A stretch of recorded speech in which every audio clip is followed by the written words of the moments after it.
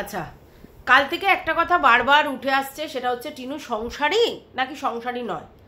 দেখো, টাকা ইনকাম করা মানেই কিন্তু সে সংসারী নয়।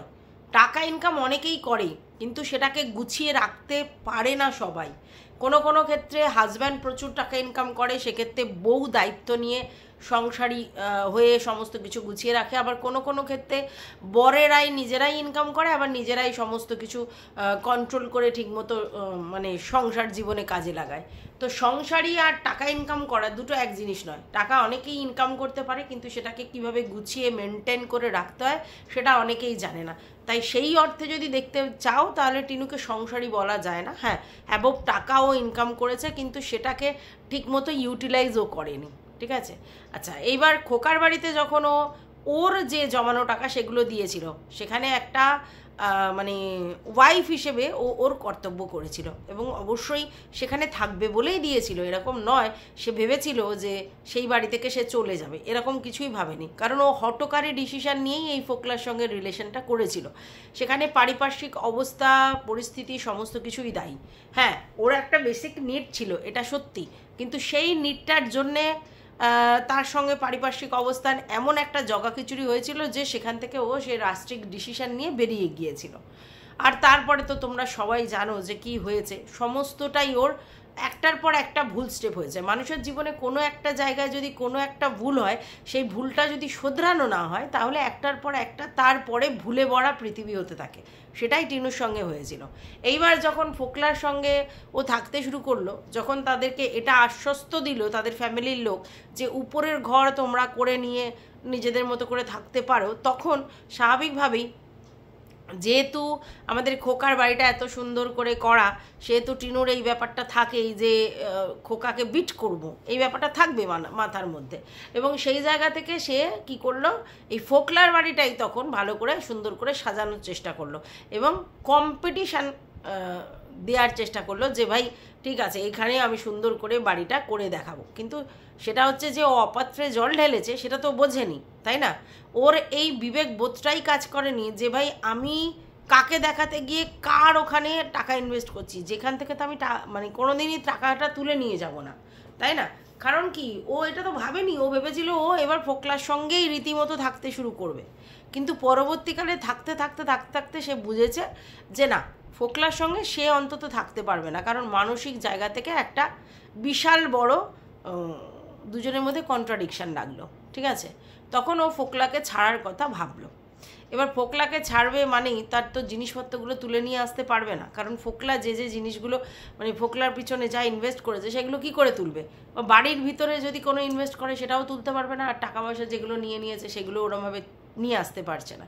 এইবার যদি ও থানা, পুলিশ বা প্রশাসনের সাহায্য নেয়, তাহলে সবাই আগেই বলবে এই কথাটা যে তোমার ইমেল অ্যাকাউন্ট, তোমার ব্যাংক পাসওয়ার্ড, তোমার এই ওই সেই, সেগুলো ফোকলা কি করে মানে ট্রানজাকশান করলো, কি করে করে, আর কেনই বা করে, কী রিলেশানে করে, তো ও তো উত্তর দিতে পারবে না। তাই সেই প্রশাসনের কাছে ও যেতে পারছে না। তাই একটার পর একটা ভুলে ভরা পৃথিবীতে টিনা কিন্তু আজকের একদম নিজেকে ডিস্ট্রয় করে ফেলেছে। ঠিক আছে। আচ্ছা, এইবার একটা কথা শোনা যাচ্ছে, সেটা হচ্ছে নতুন একটা সম্পর্কের মধ্যে আবার টিনা জড়িয়েছে। হ্যাঁ, আমার কাছেও এরকম একটা খবর আছে, এবং সেখানে টিনা সেটা সম্মতিও দিয়েছে। হ্যাঁ, এটা সত্যি, এটা বলেছে। ঠিক আছে, যাই হোক, আমি তো জানো ওরকম কিছু দেবো না, কিন্তু ব্যাপারটা হচ্ছে এটা, হ্যাঁ, যে টিনা সম্মতি জানিয়েছে যে হ্যাঁ ও একটা নতুন রিলেশনে গেছে। এবার ব্যাপারটা হচ্ছে যে এরকম র্যান্ডমলি সার্চ করা কিন্তু যায় না। একটা জায়গা থেকে বেরিয়ে যদি আমি র্যান্ডমলি সার্চ করি, তাহলে সেটাও ভুল হতে পারে, কারণ ইনস্ট্যান্ট ডিসিশান সবসময় ভুল ইন্ডিকেট করে, এটা কিন্তু জানবে। একটু বুঝে সুঝে রেখে দেখে তারপরে ও যদি থার্ড রিলেশনে যেত, তাহলে হয়তো অনেক কিছুই ভাবা যেত।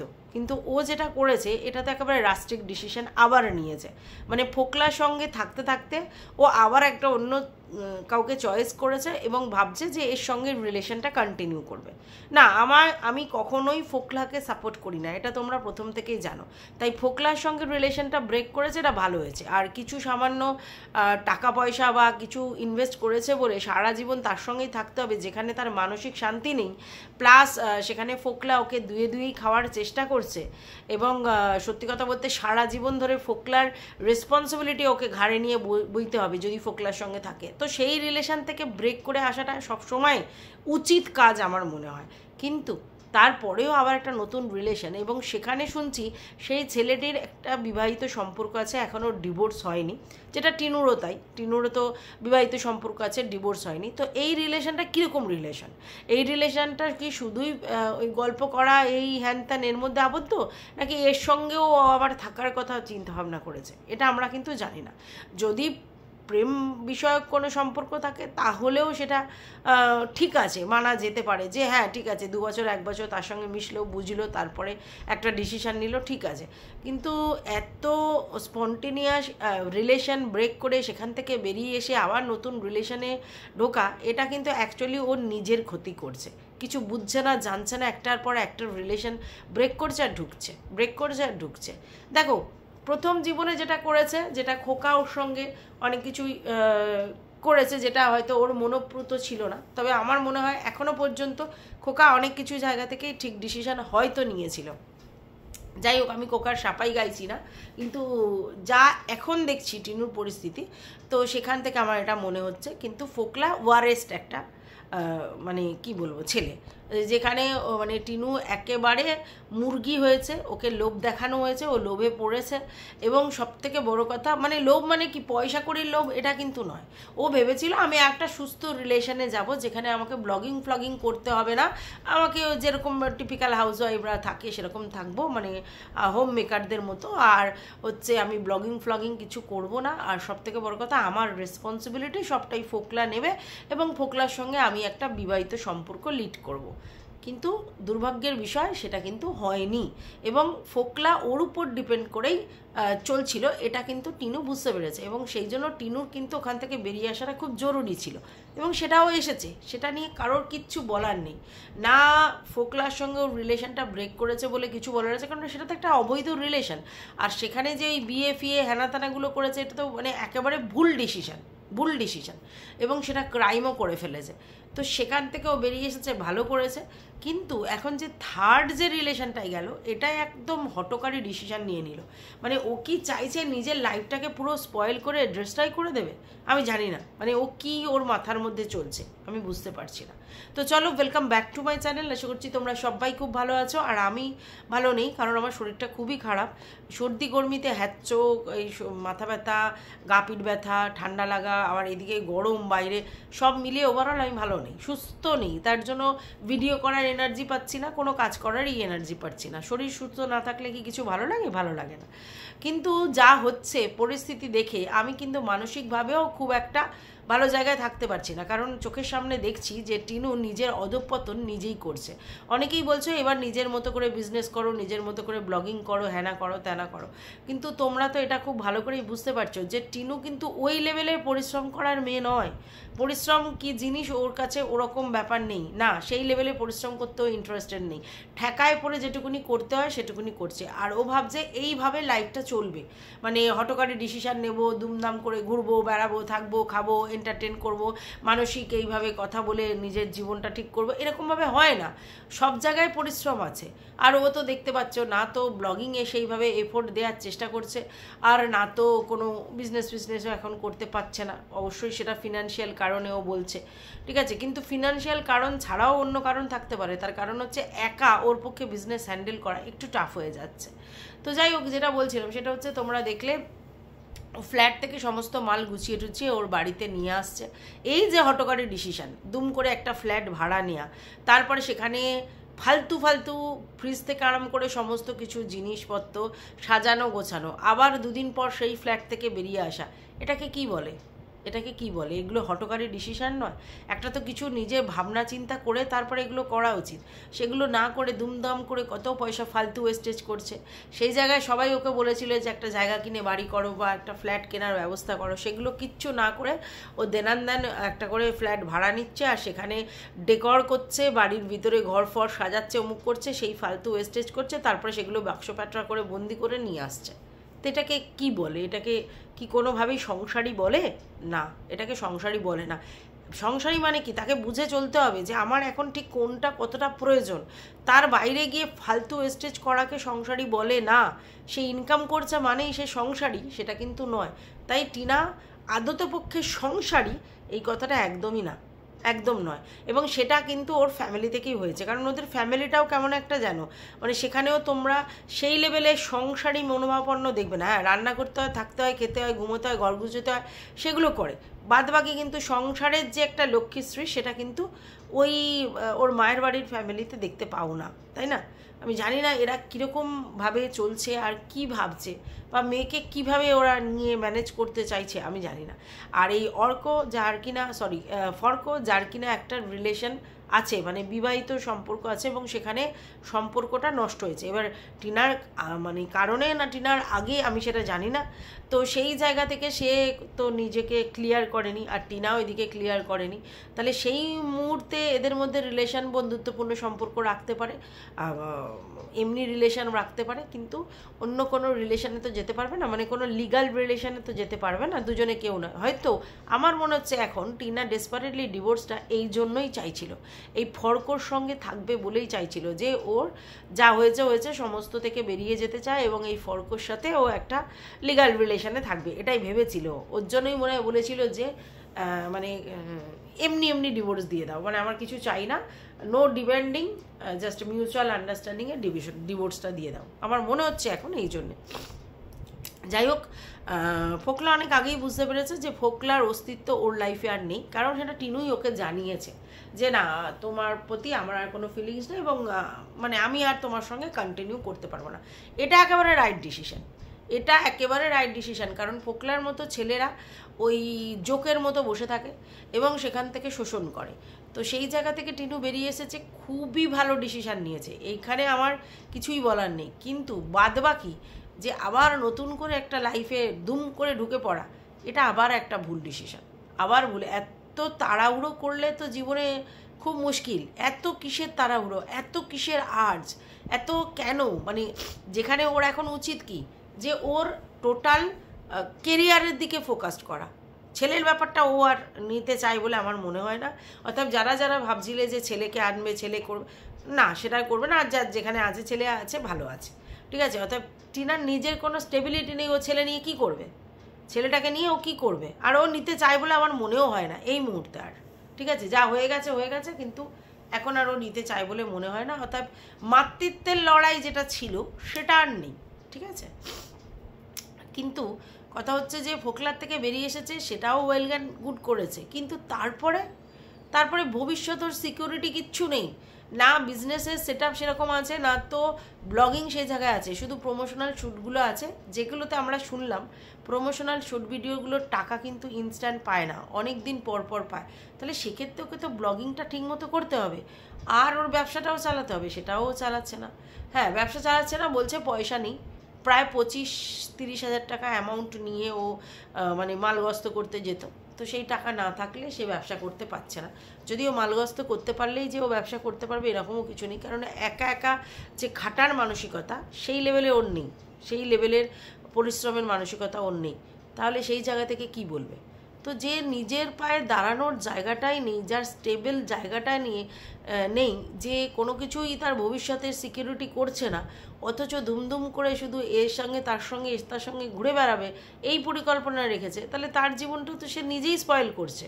তো মানে এটাও বুঝে সুঝে করছে, নাকি কোনো মোহের মধ্যে আবদ্ধ আছে, নাকি ওর মেন্টাল কোনো অকওয়ার্ড সিচুয়েশান হয়েছে যার জন্যে ওর সারাক্ষণ হরমোনাল স্টিমুলেটিংয়ের জন্য বারবার পাল্টাতে হচ্ছে, আমি কিছুই বুঝতে পারছি না। কারণ এটা কোনো সুস্থ স্বাভাবিক লক্ষণ নেই টিনার মধ্যে, এটা কোনো সুস্থ স্বাভাবিক লক্ষণ। এত এত লোক ওকে এত এত কথা বলছে, কোনো দিকে কোনো ভ্রুক্ষেপ না দিয়ে ও সমান তালে ওর মতো করে লাইফটা এন্টারটেনিং এটাই ভাবছে, কিন্তু জীবনটা কি শুধু এন্টারটেনিংয়ের? Struggle for এক্সিস্টেন্সের। তো তোমাকে স্ট্রাগল করে নিজের অস্তিত্ব রক্ষা করতে হবে, তারপরে তুমি জীবনে এন্টারটেন করো। কিন্তু এ কী করছে? আর এ তো তোমরা দেখলে, কালকের আমি তোমাদেরকে একটা মেসেজে দেখালাম যে সে নতুন শুরুয়াত করতে যাচ্ছে, এটাও বলেছে। তার মানেটা কি? তার মানেটা ও এখন মানে খুশি আছে, এবং নতুন যে রিলেশনে গেছে তাতে সে ভাবছে আমি আবার জীবনে এইভাবে সারভাইভ করব। মানে পুরুষ সঙ্গী ছাড়া টিনু এই মুহূর্তে কিছু ভাবতে পারছে না, আমার যেটা মনে হয়। তার জন্যই ওর এরকম অবস্থা হচ্ছে। ও একা থেকে নিজের লাইফ সেটেল করবে বা সেটা নয়। এবার দেখুন, একটার পর একটা ছেলে যদি এরকমভাবে পাল্টাতে থাকে, তাহলে ফ্যামিলির লোকজনও কি এগুলোকে সাপোর্ট করবে বলুন তো? ওই জন্যই হয়তো ওর বাবার ব্যাপারগুলো দেখা যাচ্ছে না। তো তোমার যদি মনে হয় একটা আমি ভুল করেছি, সেই ভুল থেকে বেরিয়ে আর একটা ভুল করেছি, তত পর্যন্ত মানা গেল, সেই ভুল থেকে তুমি বেরিয়ে এলে, সেটা ঠিক আছে। তারপরে আবার নতুন করে যেই ছেলেটার মানে কি করে, কি অস্তিত্ব, কি সেটা কিছুই জানি না, তো কি করছে ও, মানে ও কি লাইফটাকে এইভাবেই মানে চালনা করবে? যাই হোক, মানে আমার মানে অস্বাভাবিক লাগছে ওর আচরণগুলো, কোনোটাতেই কোনো জিনিসটাই আমার ঠিক লাগছে না।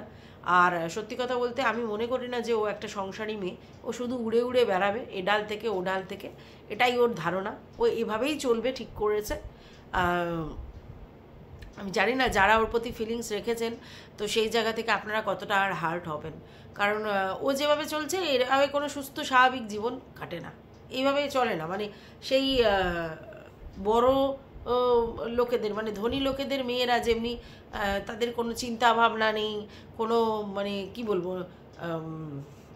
জীবনের কোনো স্ট্রাগল ফর এক্সিস্টেন্স নেই, অস্তিত্ব রক্ষা করার ব্যাপার নেই, তারা তাদের বাবার পয়সায় প্রচুর রয়েছে, শুধু এইখানে ওখানে সেখানে ঘুরে বেড়ায়, ছেলেবাজি করে বেড়ায়, ওরকম করে ও লাইফটা কাটানোর চেষ্টা করছে।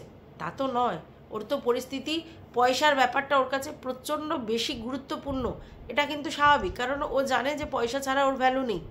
তারপরে ও পয়সার দিকেও গুরুত্ব দিচ্ছে না, মানে ইনকামের দিকে গুরুত্ব দিচ্ছে না, বা নিজের স্টেবিলিটির দিকে, নিজের ইনকাম তারপর নিজের সেভিংস, নিজের মানে বাড়ি ঘরদোর এইসবের দিকে দেখছে না, ও শুধু এইভাবে চলে যাচ্ছে। তো এটা কি, এটা কোনো সুস্থ স্বাভাবিক লক্ষণ? আমাদের মতো নিম্নবিত্ত, মানে নিম্ন মধ্যবিত্ত ঘরে কি এগুলো কি কোনো স্বাভাবিক ব্যাপার? মানে ইনস্ট্যান্ট যেন ওর মনে হচ্ছে একে ভালো লাগছে না ওকে, ওকে ভালো লাগছে না একে ভালো লাগছে না ওকে, এইভাবে করতে থাকবে সমানে। তাহলে আজকে ডেটে ক্লিয়ার যে ফকলু যেটা বলেছিল সেটা ঠিকই বলেছিল, যে ও ফরকো নাকি কার সঙ্গে একটা রিলেশনে আবদ্ধ হয়েছে, আর ফকলুকে ছাড়তে পেরেছে এই জন্যই, আর একজনের সঙ্গে ও কথা বলা শুরু করেছে বা তার সঙ্গে মানে রিলেশনে গেছে বলেই ফকলুকে ছাড়তে পেরেছে। মানে ওরা একজনকে ছাড়তে গেলে আরেকজনকে ধরতে হবে, নাহলে হবে না। আজকের যদি কোনো দুর্ভাগ্যক্রমে এই ফরকো যদি আবার এই ফকলুর মতোই ওয়ারেস্ট নিকলায়, তাহলে কি করবে? আবার ফরকোকে ছাড়ার জন্য আরও একজনকে ধরবে, এরমভাবে চলবে? জানি না, মানে ও নিজেকে সিল্ক স্মিতা ভাবছে, তাই না? একটার পর একটা, একটার পর একটা, একটার পর একটা, জানি না কেন, কিসের জন্য, কি মোহে ও এগুলো করেছে, কিচ্ছু বলার নেই আমার। মানে আমার সব থেকে অবাক লাগে, একটা একটা করে ফ্ল্যাট ভাড়া নিচ্ছে, সেই ফ্ল্যাটে থাকতে পারছে না, খেদিয়ে দিচ্ছে, আবার একটা ফ্ল্যাটে আসছে, সেই ফ্ল্যাটেও কোনো না কোনো কারণে সেই ফ্ল্যাটেও রাখতে পারছে না, আবার চলে আসছে, তার মধ্যে ফ্ল্যাটে মানে এটা ওটা সেটা করে ইনভেস্ট করছে, আর তারপরে সেই সব জিনিসপত্র নিয়ে বাপের বাড়ি চলে আসছে, অথচ বলছে ওর বাপের বাড়িতে ওর সাথে নাকি সেরকম ভালো ট্রিট করা হয় না, ওর বাপের বাড়ির মানে ওর মা সারাক্ষণ ছেলের বউ নিয়েই ব্যস্ত। তাহলে ও কী করছে এখানে?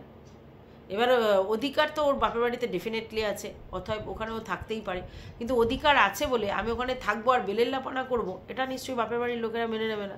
আমি জানি না, মানে অদ্ভুত লাগছে আমার, মানে একটার পর একটা জিনিস আসছে, অদ্ভুত লাগছে। আর এটা মানে এখন সবার কাছে ওপেন সিক্রেট হয়ে গেছে এই ফরকোর ব্যাপারটা, ফোকলা চারিদিকে মোটামুটি বলে দিয়েছে, আর মোটামুটি এদিক ওদিক দিকে অনেক জায়গা থেকেই খবর আসছে এই ব্যাপারটা সত্যি। এবং টিনু যখন সেটাকে হ্যাঁ বলেছে, তাহলে তার কিছু বলার নেই, হ্যাঁ বলেছে টিনু, এটাকে হ্যাঁ বলেছে, হ্যাঁ যে ও সত্যি সত্যি সম্পর্কে আছে, ঠিক আছে, তো আর কিছু বলার নেই, দেখা যাক কি হয়। নিজের জীবন যদি নিজেই নষ্ট করবার জন্য আমি উতলা হই, তাহলে কে আমার জীবনটাকে ঠিক জায়গায় নিয়ে যাবে বলুন তো?